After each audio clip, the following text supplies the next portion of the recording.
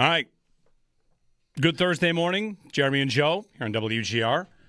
We'll get right to it, to the Wester Hotline. Joining us on the Wester Hotline is Buffalo Bills President of Football Operations and General Manager Brandon Beane. Brandon, good morning. Jeremy and Joe, always a pleasure to have you on. What's up, Jeremy and Joe? How you guys doing? Morning. We're doing all right. Is your schedule dying down this week? You have the coach search and the combines coming up. Do you have a little bit of time to kind of, relax for a minute, or is it still go, go, go? No, we're going 100 miles an hour. I've got the college scouts in town, so we're doing all of our pre-combine stuff. We're grinding through the film, just trying to get our board. We're at probably 300 and something. We're down in the 200s now. I'm trying to get it under 250 before we go to Indy, just so we can kind of focus on. It just helps you narrow your focus on who you got to get questions answered for, and just keep narrowing that process for how we want to handle March. So no, got them here through next week, and then these coaches are starting to fill in. They officially start Monday, but we've got some that have kind of already got here and getting settled. So it's been a lot of good energy and a lot of excitement in the building. How will the draft process maybe be different this time with a new coaching staff? Are there more meetings to have about the direction, whether it's Joe Brady or Jim Leonard? You've got maybe an evolution on offense with Joe Brady, maybe a complete overhaul on defense with Jim Leonard. Yeah, it's great. Jim came in yesterday, and Joe sat up there too, just as kind of giving his 2 cents. It's funny, they even talked about a little bit of our matchup of Denver, in that game, how Jim saw our offense and how Joe saw their defense, and the issues that the different looks and the different ways that they can stress, Josh or stress him. And so it was, Jim led, I'd say 90% of it, but it was fun just to kind of hear that interaction. And yeah, we kind of went position by position, how we want to do things.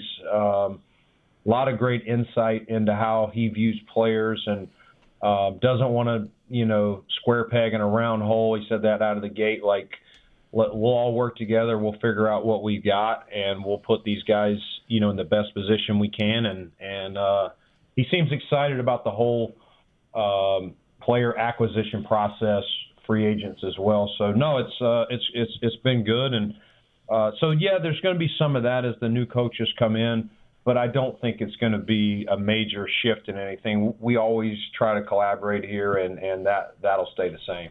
How much of that on defense is figuring out players that you already have on the roster and who might be set up to even maybe improve in a different system like Jim Leonard's, or who might not maybe be square peg in a round hole? Yeah, I think that's exactly it. It's like we haven't, to be clear, we haven't totally just gone into each player on the defensive side, but definitely some of the players that, how they can be freed up in different ways or used in different ways. Just, it's been kind of just talking about some of the mainstays and the versatile ways that they can be used in the system that Jim's going to bring here. So obviously more to dig into and it's been more surface level stuff by player, but we got deep into the weeds yesterday by position of kind of how he sees it. And we'll continue to have those discussions as he gets the rest of the defensive staff in here. Bill's President of Football Operations and GM Brandon Beane on the Wester Hotline. I know you mentioned collaboration, and alignment has been a big buzzword for you guys going forward. And I wonder how much of what we're going to see is more of maybe a vision of what you think the football team should do, the direction the football team should go, understanding that it's more of a vertical structure here. But as you're conducting interviews, as you're going through these candidates, is there a vision that you have for how the Buffalo Bills should be moving forward?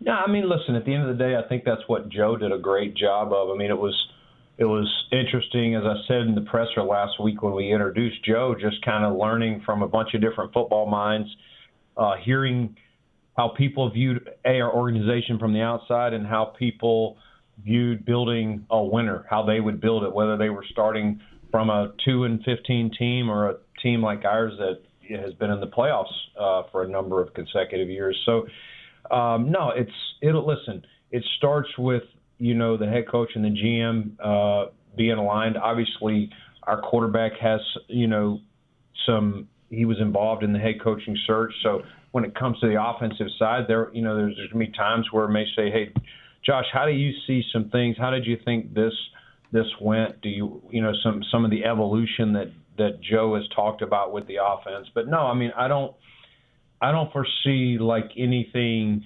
major on the offense other than just the normal things that you have to address each year, starting with free agency. Who are we've got some pending free agents there. How do we fill those spots, whether that is free agency and or the draft, and then how we want to continue to evolve this offense. The defense is probably going to be the bigger change, Jeremy, as far as, as we get this staff in here and how Jim and Joe kind of want to build this thing. But no, I mean, there's not like it's, that we got this big organizational change and flip. It's just making sure we all are talking the same lingo. We're all seeing it the same and having candid, open conversations to, what's best for the Buffalo Bills as we head into 2026. Getting to the defense in a moment, the offense coming back, the same play caller, a lot of the same pieces. You might lose a couple pieces on the interior of the offensive line. Of course, a big conversation about receiver and weapons. And do you feel like there's a need to upgrade at that position? Yeah, I mean, I think we're going to take every draft pick this year and make them all receiver. Perfect. And, are we good? We're good. Are we good? Well, now that that's settled, well, do you think you need one? Do you think you need a needle mover? I think that's because one thing, Brandon, you said to Catherine Fitzgerald was about where you erred. You didn't pick a group, keep them healthy, and roll with them.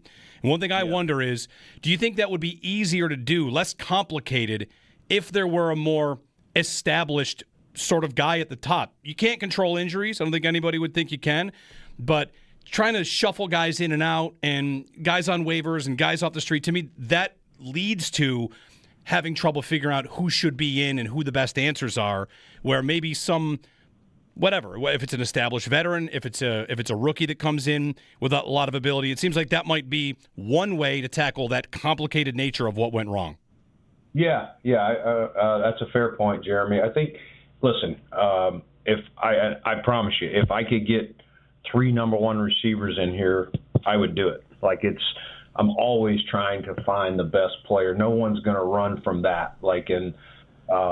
Just like we had the opportunities we talked about at the deadline, we were just looking for good players. I know receiver came up because of the sensitivity of where that talk is surrounded. But obviously we were chasing a couple of defensive linemen through that deadline as well.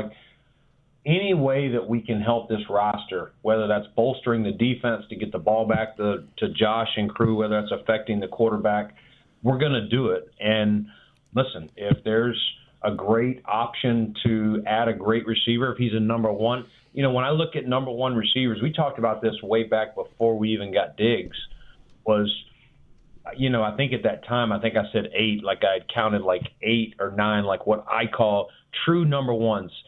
The whole place knows the ball's coming to them. Even when you can double them, they know how to win, and they can beat all sorts of coverage. There's very few of those. They're hard to get your hands on, and at the end of the day, we got to make sure that to do that we don't lose the protection that we have for Josh. We want to make sure we can still run the ball when the weather's bad. So it's just trying to find the right balance. And it's all, as it's got to fit within the cap or where we select. If there's a receiver way up top, it's not, necessarily that easy to get up there and get those guys. But yes, if there's an opportunity that we can fit within, we wouldn't turn it down. If there's an opportunity to add 2 of them, we wouldn't shy away from that. On this conversation, Kincaid last year, Brandon, he's one of the most efficient, I think, yards per route run. He's the number 1 tight end in football. But there were injuries, and even before he was out for games, he wasn't playing all the snaps. I know some of that's the design of the offense, but you mentioned after the press conference, 5th-year option, wouldn't see a reason not to do that. Would the goal, though, for him still be to be a tight end that can run more of those routes add that efficiency, or would the team be satisfied with him being a guy that maybe isn't always on the field, but when he is out there, he's producing?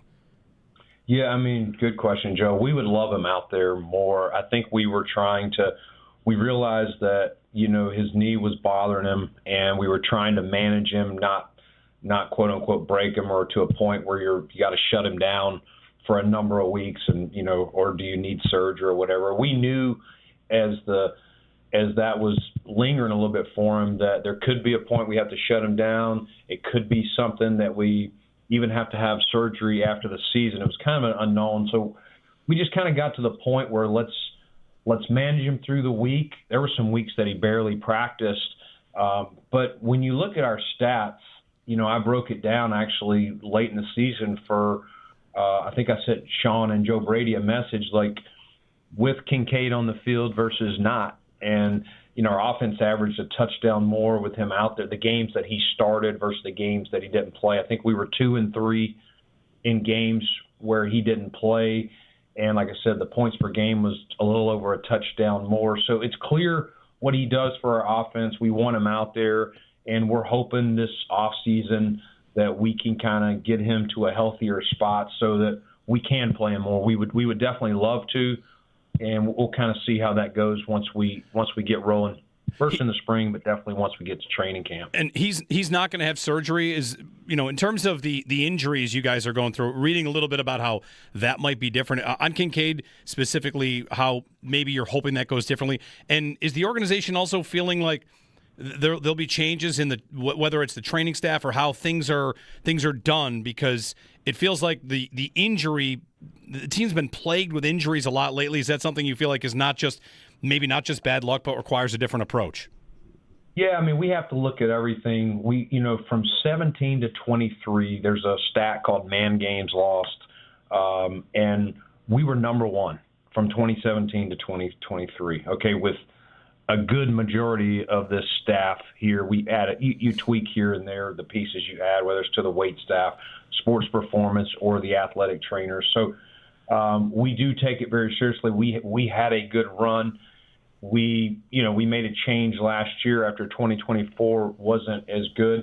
But there's some things, and listen, this year did not go perfect. There's probably some self-inflicted wounds that we've looked at and addressed. I don't know if it's as much like staffing as it is just making sure we're making the right decisions, talking through everything, not adjusting schedules a certain way. So it's not just one thing, Jeremy. Great question. We want to be better there. We have to be better. We say it all the time to a players. The number one ability for a player is availability. And so we are definitely making sure we're going to try and get all that cleaned up and going forward. So, yeah, but Kincaid's thing is that goes back to what happened in a year ago in the Indianapolis game. It was just a freak way he hit his knee on the ball he and Josh missed each other on. That's not something that, was anything to do with the offseason or anything like that. It just unfortunately got aggravated again this year. And once you're in season, some injuries can be a little harder to kind of get them to calm down. But we were happy to hear that, we sent them to multiple people for second opinions, and they felt like the best thing was rest, rehab, strengthen around the knee, and kind of go from there. One thing fans have plenty of opinions on is like how a coach manages a game, and that's something we're waiting to see what Joe Brady does. In the course of your interview process, one of the things we found out throughout the course of it was that you had put the candidates through game management scenarios. And a quote from you, I believe, to Tyler was, this guy's analytical, he gets it, or this guy said he was aggressive, but all his answers are conservative. And I wonder, when you're giving those questions, down 2 touchdowns with 7 minutes left, you score, do you go for 2? Are there right answers? Do the Buffalo Bills have right answers there? Because you want your coaching candidates to lean into numbers. Yes. I mean, listen, at the end of the day, some of those are not 100% answers because, and that's what was interesting, as these candidates went through this 30-minute game management piece that we tried to put them through, it was did they ask other questions? Like some of these answers to that question you just said, you're down 14. Well, what's the score? Who's the opponent? Like, I need some more intel. Am I coaching, Josh Allen here? What, is it a low scoring game? Is it a high scoring game? Like, are points at a premium? Some of those questions to some of these matter in how you would play those scenarios. But I thought it was. I'm big into game management, not only for our team, but I study around the league, and we have a lot of discussions here because I do truly think a lot of games are won and lost with how they are managed as much or more than the actual X's and O's, the game plan stuff. And you have to be – those can be the difference in advancing in the playoffs or winning the division or whatever you're talking about, can be just how you manage a game or – mismanage a game. And I just felt like that was a key piece that you can ask people in an interview, do they like game management, what do they think about it? But we wanted to take it a step further and kind of put them through it for, a good 30 minutes and kind of just get a feel for these guys. And Joe's been around it. Joe's been in certain meetings, but the first time he's been on the hot seat, I thought he did a really nice job. With regard to the coaching change in general, it is a bold move. I think there's no one would dispute, Terry making the decision, hit the playoff wall, hire a new coach. Do you feel like for you in this, you have a spot here to also, from a roster standpoint, perhaps get bold? I know you said like you wouldn't hesitate to be aggressive. You don't want to maybe, bankrupt the future. You've said that in the past, but is there any sort of accelerated timeline for you to try to get this roster in a spot where it is ready to win the Super Bowl as soon as possible?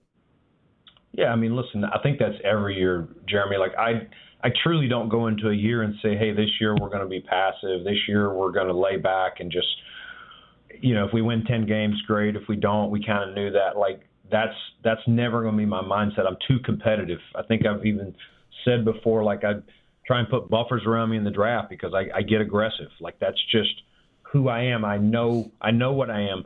And I am competing every single day to try and make this roster as strong as it is.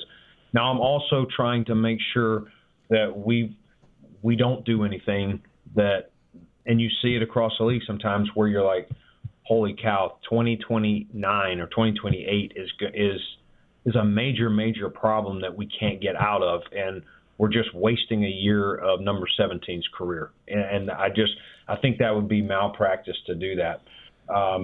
But we want to go for it, and if the opportunities are there that we don't think are just crazy, yes. Like, and there's not a year I've been here, other than we just got here and we were trying to get picks to go find a franchise quarterback like Josh, and then we started building it up in 19 once we got the cap reset. But, I mean, my mindset hasn't changed of the aggressiveness then to the aggressiveness to trading for Stephon Diggs, going after a Von Miller after he, helped lead the Rams to the Super Bowl. Like, none of that has changed. And I don't know that I would ever have that mindset, even if, unless Terry was just like, Brandon, we just need a total reset. I don't want to do this unless that came from him, which I don't think it would. That my mindset's not.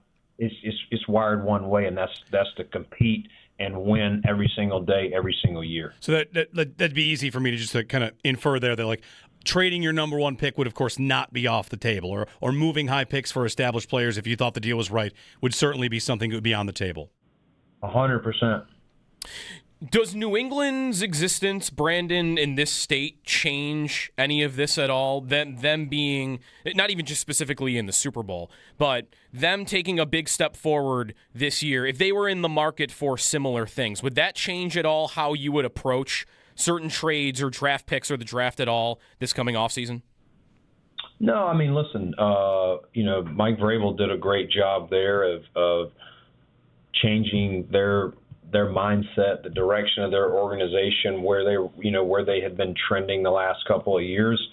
And I'm sure they probably got there sooner than maybe they thought. He was just getting settled a year ago, and 12 months later, he's preparing to coach in a Super Bowl. So he's an excellent head coach, and I think those are the things that you can see.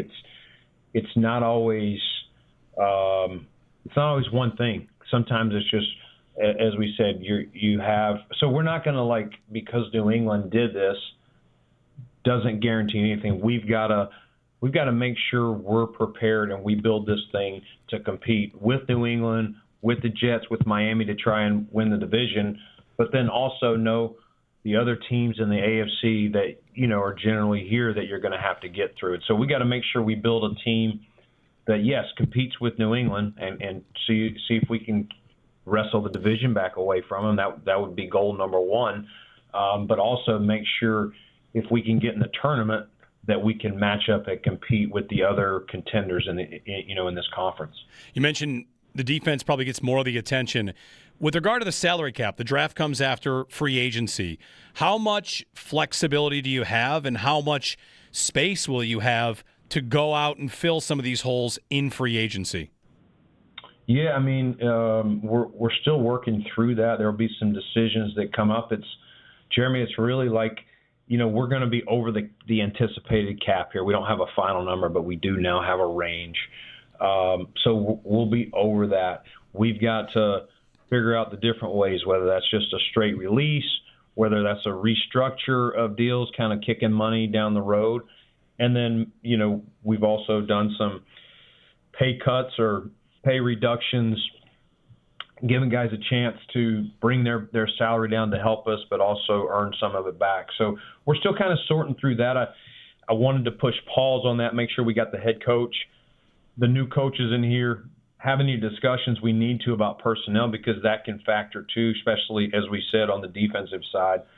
So we're kind of still sorting through that, but those decisions, between now and the combine, and of course, as soon as we get back from the combine, you're starting to get real close to free agency. So, yes, we got a lot of decisions to make in the next month to make sure we can create some space, knowing that we may lose some guys, and how do we fill those holes there before we prepare, to fill them in the draft. Any contact with Joey Bosa, David Edwards, Connor McGovern? Those are UFA guys, right? Or Osiris Torrance is an extension candidate. Anything you could say about pursuit or interest in keeping some of those players around? Yeah, those are good players. Have had conversations as soon as the season went over with those guys. They know we would love them, to get them back. But I also understand those guys they've earned the right, as I try and say every year, to get to free agency, and so I'm sure we will continue to stay in touch with them and their reps. We've always had great dialogue with their reps, and so we'll see what happens. Nothing imminent, anything like that. I'm sure one of the things is they're probably still filling out what their market will be, and a lot of that goes on at the combine, where you can kind of start to hear where some of the guys may feel like they can get to in free agency. Then you got a decision to make. Do you think you can afford that? And they have a decision to make, because sometimes you're hearing numbers. I've heard it from agents. Sometimes we're hearing a number, in Indy that it could be, and we get to free agency and they were the plan B for three different teams that found all of their plan A, so their market kind of dropped. So it's a little bit of Russian roulette, but we'll see. Hopefully we don't lose them all, but we'll be prepared if we do with other options, like we did. We found a Connor McGovern, 3 years ago. We found a Dave Edwards, 3 years ago. Obviously, Bosa was this year. So we're going to look in every which way, under every rock, to make sure we have answers if we were to lose each of those players you listed. Appreciate all the time here. One quick thing. I don't know the rules on tampering. I don't want to get you in trouble, but we've got it yesterday from the Super Bowl. Every year at the Super Bowl, you got players saying they're done with their team, and Jay Glazer reporting that Max Crosby might be on the move from Vegas. When you see something like that, does it go in your to-do list? Call John Spytek, check in? I mean, again, I don't know the rules of tampering, but I would wonder if that warrants a phone call, just a phone call to check how serious it might be. And Jeremy, you know me. I think I've been rumored to be in on about 1,000 trades. So you can assume without tampering that when certain names out in our league come available, I'm going to look into it, if nothing else, just to kind of know if it's real or if it's not, and is it even something reasonable or not. And a lot of times that's what it is. Like I said, for every deal, there's probably 150 calls that don't turn into something. Yeah. But we'll definitely, I just think that's the right way to approach this business, is do your due diligence. You never want to be sitting on the sidelines and not have ever made the call. Right. Bills President of Football Operations and GM Brandon Beane. Thanks for the time. We'll do it again pre-draft if you like. I promise to ask more than just about the receivers if you agree to take all my questions about receivers. Feels like a deal? I told you. I'm going to work on acquiring picks. I'm going to see what the most – I'm going to ask Boyko to find out what's the most receivers ever drafted in one draft, and we're going to see if we can beat it. Look at us. Look at this. This is great. Wonder what that record is.